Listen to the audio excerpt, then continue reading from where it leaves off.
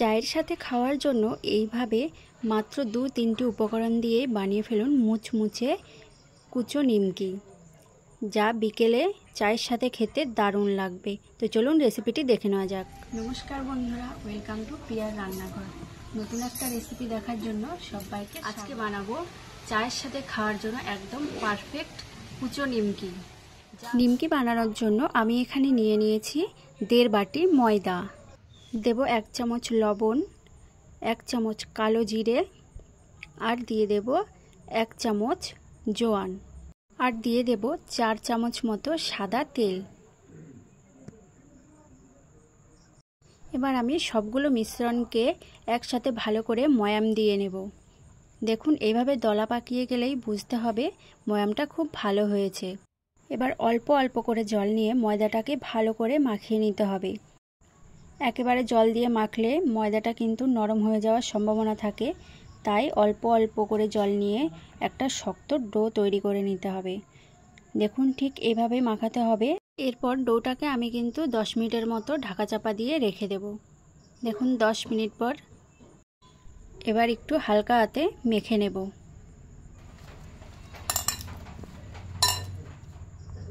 ময়দার ডোটা থেকে এবার আমি কয়েকটা লেচি কেটে নেব।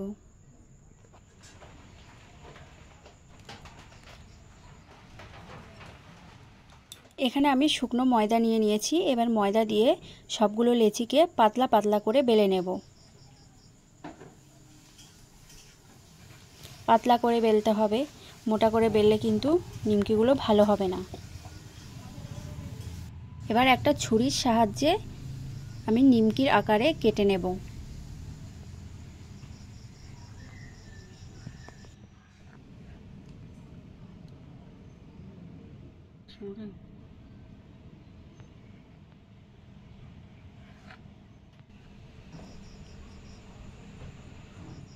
দেখুন কতটা সুন্দর হয়েছে, পুরো নিমকির আকারে।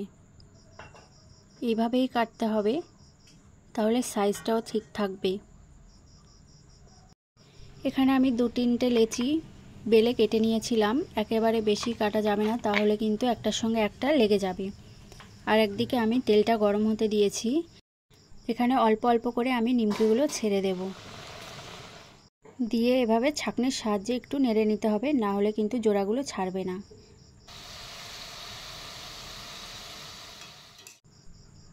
দেখুন কতটা সুন্দর হয়েছে আর ফুলেছে নিমকিগুলো।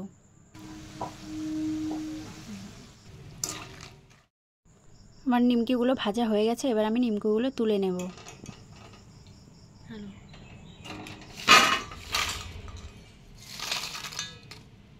এখানে আমার সবগুলো নিমকি ভাজা হয়ে গেছে, আর দেখুন কতটা খাস্তা ও মুচমুচে হয়েছে। এইভাবে নিমকি বানিয়ে কিন্তু আপনারা ঘরে রেখে অনেক দিন পর্যন্ত খেতেও পারবেন। রেসিপিটি যদি ভালো লেগে থাকে অবশ্যই লাইক, কমেন্ট এবং সাবস্ক্রাইব করে দেবেন।